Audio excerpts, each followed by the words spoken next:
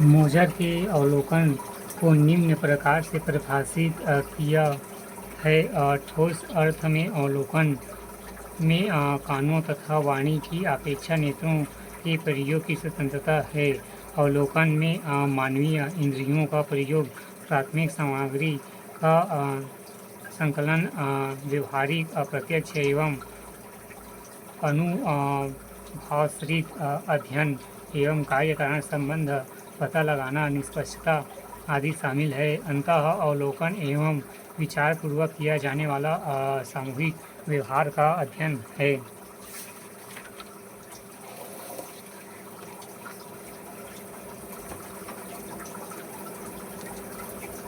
दूसरा, अवलोकन के प्रमुख प्रकारों का वर्णन कीजिए। उत्तर। पहला, अनियंत्रित अवलोकन। यह सामाजिक अनुसंधान के क्षेत्र में एक प्राचीन विधि है। अवलोकन की इस पद्धति में हमें वास्तविक जीवन से संबंधित परिस्थितियों की सफलतापूर्वक जांच करते हैं जिनमें वास्तविकता के यंत्रों का प्रयोग किया जाता है। यहाँ मुख्यतः 3 प्रकार का होता है। असहभागी सहभागी अवलोकन का तात्पर्य एक ऐसी दशा से है जिसमें अवलोकनकर्ता अध्ययन किए जाने वाले समूह के सभी सामान्य गतिविधियों में स्वयं भाग ले। असहभागी जब अवलोकनकर्ता किसी समूह के जीवन में भाग लिए बिना समूह की गतिविधियों से अलग रहकर एक वैज्ञानिक अध्ययन करता है तो इसे असहभागी अवलोकन कहते हैं। अर्ध असहभागी अध्ययनकर्ता जब असहभागी अथवा असहभागी अवलोकन को पूर्ण स्वीकार न करके दोनों के साथ लेकर अध्ययन करता है तो उसे अर्ध सहभागी अवलोकन कहते हैं। दूसरा, नियंत्रित अवलोकन। नियंत्रित अवलोकन में अध्ययनकर्ता स्वयं या घटना पर योजनाबद्ध रूप से नियंत्रण रखता है। वह वास्तविक स्थिति और प्राप्त सामग्री के मध्य एक मध्यस्थ की भूमिका निभाता है तो इसे अनियंत्रित अवलोकन कहते हैं। तीसरा, सामूहिक अवलोकन। सामूहिक अवलोकन विधि में अध्ययन कार्य किसी व्यक्ति द्वारा न किया जाकर विभिन्न कार्यकर्ताओं के समूह द्वारा किया जाता है। प्राय शासकीय कार्यों में सामूहिक अवलोकन पाया जाता है।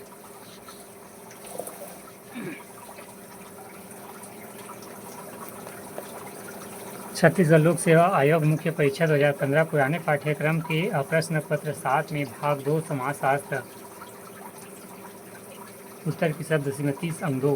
प्रश्न 1, संस्कृतिकरण से आप क्या समझते हैं? उत्तर, संस्कृतिकरण वह प्रक्रिया है जिसके द्वारा कोई निम्न हिंदू जाति या कोई जनजाति समूह किसी उच्च या प्राय द्विज जाति की दिशा में अपने रीति रिवाज, कर्मकांड,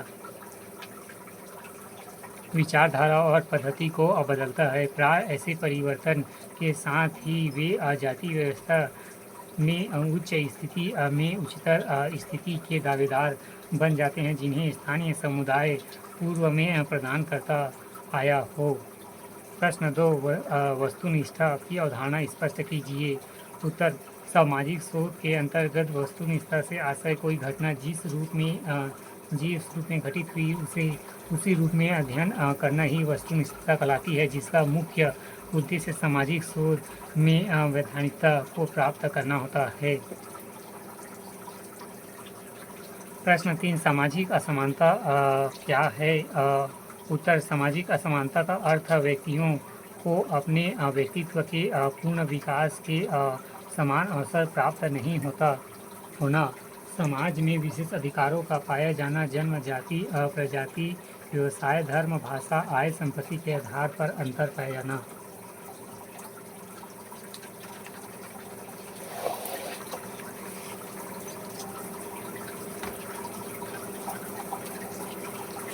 प्रश्न 4, जनरीति एवं लोकाचार के बीच में अंतर बतलाइए। उत्तर, जनरीतियाँ व्यवहार में सामान्य नियम जबकि लोकाचारों को समाज के लिए अधिक आवश्यक माना जाता है। जनरीतियों की अपेक्षा लोकाचार अधिक स्पष्ट, दृढ़ एवं कठोर होते हैं। इसके उल्लंघन पर समाज द्वारा दंड का प्रावधान किया जाता है।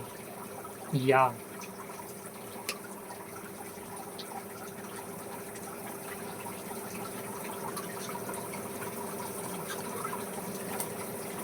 जनरीति पहला यह सामाजिक जीवन के व्यवहार के सामान्य नियम हैं। दूसरा, यह अपेक्षाकृत कम सामाजिक स्वीकृति किंतु अधिक चेतन होते हैं। तीसरा, इनकी व्यक्ति व्यक्तित्व व्यक्तित्व होती है। चौथा, जनरीतियाँ बहुत पुरानी, उपयोगी और लोकाचार का रूप धारण करती है। लोकाचार पहला, ये व्यवहार के तरीके ढंग है जो सुस्पष्ट एवं अत्यधिक आवश्यक माने जाते हैं। दूसरा, यह अपेक्षा अधिक व्यापक किंतु कम चेतन होते हैं। तीसरा, इनकी प्राकृतिक समूह होती है। चौथा, ये कभी जनरीति के रूप में नहीं बदल सकती है।